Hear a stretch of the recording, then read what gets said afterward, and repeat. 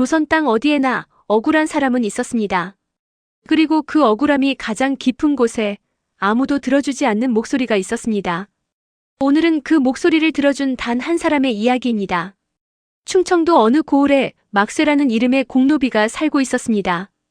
공노비란 나라에 소속된 종이었습니다. 이 양반의 산호비처럼 한 집안에 묶인 건 아니었지만 매해 봄이면 나라의 신공, 즉 몸값 대신 바치는 배와 쌀을 납부해야 했습니다. 그걸 내지 못하면 곤장이었습니다. 아니면 팔려나갔습니다. 막쇠는 그 신공을 한 번도 거른 적이 없었습니다. 산에서 나무를 팔고 강에서 고기를 잡고 겨우내 새끼를 꼬아서 장에 내다 팔아 봄이 오기 전에 반드시 납부했습니다. 22해. 한 번도 빠진 적이 없었습니다. 그런데 그해 봄 관아에서 차사가 왔습니다. 공노비 막쇠, 신공 미납 3년치. 내일까지 납부하지 않으면 관아로 끌고 온다. 막쇠는 귀를 의심했습니다. 3년치 미납이라니.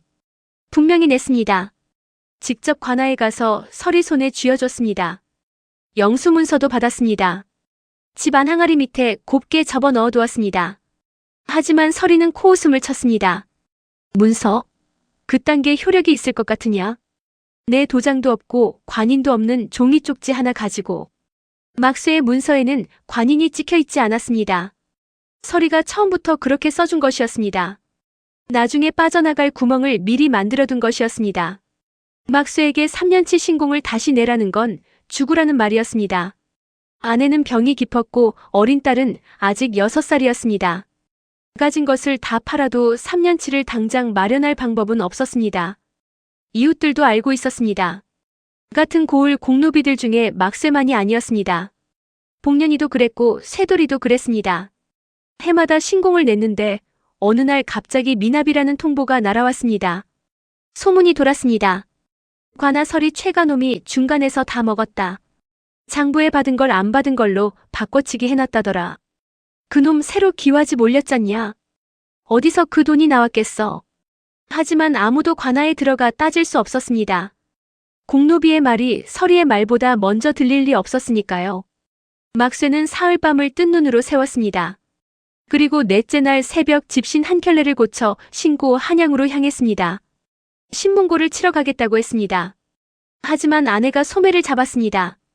여보, 한양이 얼마나 먼지 알아요? 그리고 신문고는 우리 같은 사람이 칠 수 있는 게 아니에요. 막쇠는 발을 멈췄습니다. 그리고 주저앉았습니다. 그즈음 허름한 주막 하나에 나그네가 들어섰습니다. 낡은 회색 도포에 삿갓을 쓴 어디서 왔는지도 알 수 없는 사람이었습니다. 허름하게 입었지만 눈빛만은 달랐습니다. 나그네는 조용히 막걸리 한 사발을 시켜놓고 주막 안 사람들의 이야기를 귀담아 들었습니다. 그 막쇠 불쌍하지. 한 번도 어긴 적이 없다는 걸 온 동네가 다 아는데. 서리 최가놈이 장부를 뜯어 고친 게 분명하다니까. 어디다 말해.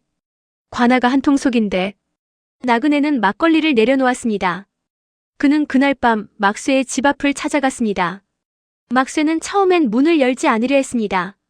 차사가 또 왔나 싶었습니다. 나는 차사가 아니오. 그냥 지나가는 사람이오. 신공 문서 한 번만 봐도 되겠소? 막쇠는 항아리 밑에서 문서를 꺼냈습니다. 나그네는 촛불에 문서를 가까이 대고 한참을 들여다봤습니다. 그러더니 고개를 끄덕였습니다. 잘 보관했소. 이걸로 충분하오. 사흘 뒤 관아 마당이 발칵 뒤집혔습니다. 암행어사 출두야. 관아 문이 열리고 마패를 든 사람이 걸어 들어왔습니다. 낡은 회색 도포. 그 나그네였습니다. 서리 최가는 그 자리에서 무릎을 꿇었습니다.